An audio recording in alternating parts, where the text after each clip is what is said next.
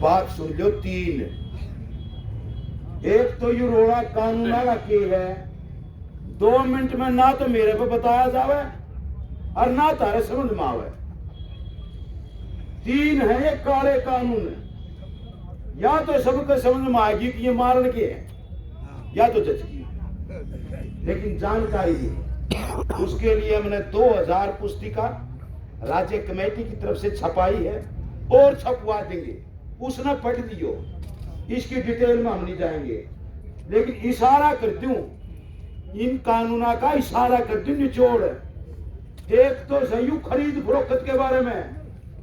खरीद फरोख्त का जो कानून है अपने देश के अंदर, जीसा किसा भी लंगड़ा लूदला था जिसना पर सरकारी रेट का समर्थन मूल्य है, वो भी जो हम मांग करते वो नहीं है, वो हमारा C2 के फार्मूले के मुताबिक है, डॉक्टर स्वामीनाथन की रिपोर्ट के मुताबिक है। हिंदुस्तान में एक तो आयोग बैठा खेती बाड़ी के लिए, उसने सिफारिश करी। डॉक्टर स्वामीनाथन तमिलनाडु के बड़े वैज्ञानिक थे, उन्होंने सिफारिश करी कि C2 के फार्मूले के मुताबिक समर्थन मूल्य दिया जाए।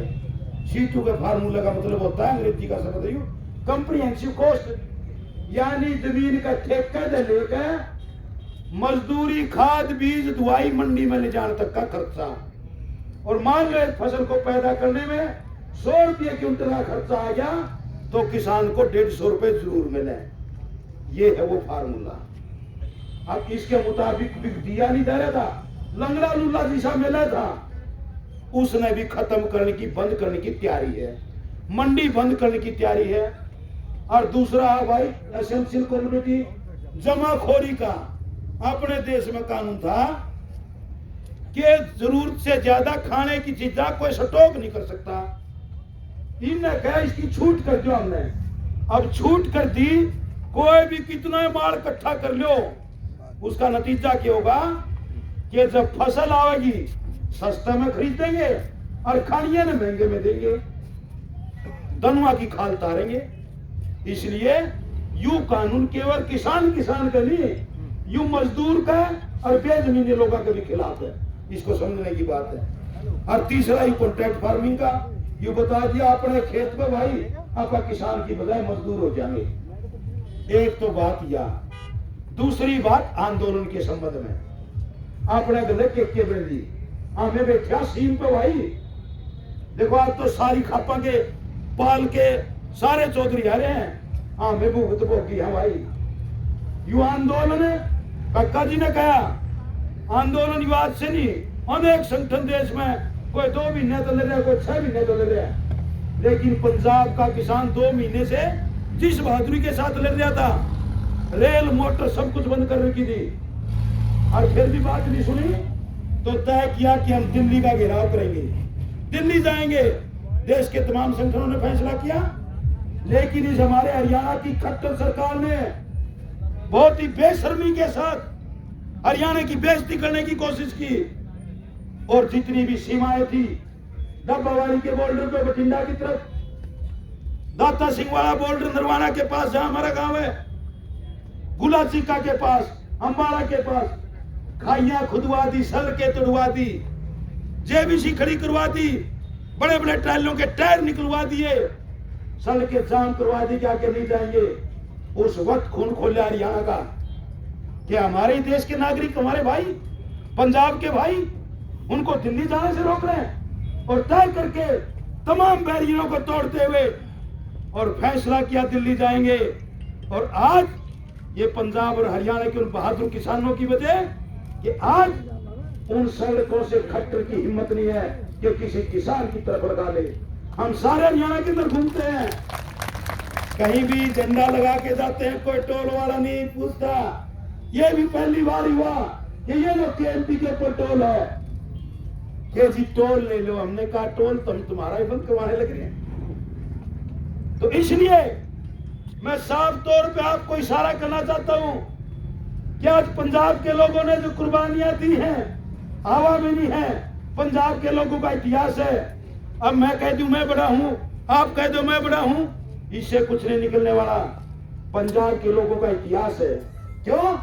वो शहीद भगत सिंह, वो राजगुरु सुखदेव, उन शहीदों की औलाद है। वो उन गदरी बाबाओं की औलाद हैं। और धार्मिक आधार पे देखे तो वो गुरु गोविंद सिंह की औलाद है। कभी जान से परवाह नहीं करती। सेवा भाव है। जब पंजाब के जत्थे हरियाणा से आए, पंजाब के जत्थे हरियाणा से आए, हमने उनके ऊपर फूल बरसाए, लड्डू खिलाए, दूध पिलाया और जिससे एक नारा निकल के आया कि पंजाब हरियाणा भाई भाई, पंजाब हरियाणा भाई भाई, ये नारा निकल के आया। आज अनपढ़ आदमी भी हरियाणा का और पंजाब का, यहाँ की खट्टर सरकार ने फिर बदमाशी की, मोदी सरकार ने फिर बदमाशी की, बीजेपी के दलालों ने बदमाशी की कि SYL का जिक्र फेर दें। SYL का मुद्दा हम अपने आप तय कर लेंगे, ये कोई बात नहीं, ये हमारा काम है, बैठ के तय कर लेंगे। आज मुद्दा है कि तीनों जो काले कानून है इनकी रद्द करो। और आज दिल्ली में जब भाई नहीं गया है, भाई जाके देख लियो तीसरी बॉर्डर छीन लियो। तो हम तो 1 महीना हो गया और अभी बादली बॉर्डर के ऊपर से आया हूं। मैं उस बातों की चर्चा नहीं करता। हम भी कल उस मीटिंग में थे, हरियाणा की तरफ से काका जी ने कर दी। वो जो उच्चस्तरीय कमेटी करेगी करेगी, लेकिन एक ही अपील करना चाहता हूं कि आज आपकी जो खाप के साथी आए, इस आंदोलन से दूसरा जो सबक निकल रहा है वो है कि आज किसान ने किसान माना। गोत्र के ऊपर, धर्म के ऊपर हमारे को बांटा जाता था। आज ब्राह्मण भी खेती करता है, जाट भी खेती करता है, गुर्जर भी खेती करता है, आपके पड़ोस में लगता मेव भी खेती करता है और सिख भी खेती करता है। आज नारा लग रहा है पूरे देश के अंदर, हिंदू मुस्लिम सिख ईसाई किसान आपस में है भाई भाई। ये बहुत बड़ी बात निकल के आई है। इसलिए आप जातिवाद से ऊपर उठ के, धार्मिक भावना से ऊपर उठ करके, शहीदों को याद करते हुए और इन काले कानूनों को अपना डेथ वारंट, मौत का मतलब पैगाम समझते हुए हिम्मत के साथ लड़ोगे, अनुशासन के साथ लड़ोगे, चौधरी चरण सिंह की बात को याद रखोगे, चौधरी छोटू राम की बात को याद रखोगे। उनकी बातों को मैं दोहराना नहीं चाहता क्योंकि समय की मजबूरियां हैं। मैं तो पलवल के इलाके में यहाँ बहुत कर्मचारी, कुछ रिटायर बैठे होंगे, कुछ नए होंगे, बहुत लोगों से परिचय भी है, जान पहचान भी है। अलाउलपुर गांव की प्रेस में भी मैं तो कई साल पहले कह के आया था, अरे क्योंकि अलाउलपुर में उस समय चौटाला का बना हुआ था। अरे मैंने कहा चौटाला क्या है, चौधरी देवीलाल की बात अलग है, इनके आगे क्या पैदा होंगे कोई भरोसा नहीं। और हम तो भुगत भोगी। आज भाई हरियाणा के अंदर 2 व्यक्ति जो आज वीरेंद्र सिंह हमारे हल्के से है, चौधरी छोटू राम के नाम से खा रहा है।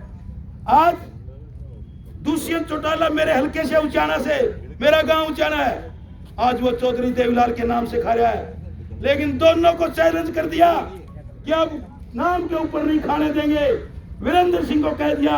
और आज दुष्यंत सिंह ने अपना हेलीकॉप्टर उचाना के अंदर उतारना था, हमने 9:30 बजे हेलीपैड को उखाड़ कर फेंक दिया हमारे लोगों ने, क्या उचाना के अंदर नहीं। इसलिए कक्का जी ने और बात तो बता दी। एक मेरी जो आंदोलन से हरियाणा के संबंध में पीला भाई, वह इनसे चूक रह गया, वो बता देता हूं। हमारा फैसला है कि 3-4 दिन टोल बंद करने हैं, एक बात वो तो बता दी। इसके बाद ये भी है कि जो बीजेपी का MLA पहले उसके घरों का घेराव करके उसको मजबूर करो। और इसके बाद JJP या NDA के साथ कोई भी है, आज बीजेपी के साथ कोई भी है, उनके घरों में जाके धरने प्रदर्शन करके मजबूर करो कि तुम इस पाड़े को छोड़ो और किसानों के पाड़े में आओ। यह भी हमारा फैसला है। और आपसे अपील करता हूँ कि आप इसके ऊपर फूल चढ़ाएंगे, किसी के साथ लंबी बात ना करते हुए फिर करेंगे सारी बातें। 2 नारे लगवाता हूँ, किसान एकता जिंदाबाद, जिंदाबाद जिंदाबाद। भाई नारे से लाल सीख लो, चौधरी पलवल वाले चौधरी चरण सिंह की बात याद करके हाथ खड़े करके नारे लाए।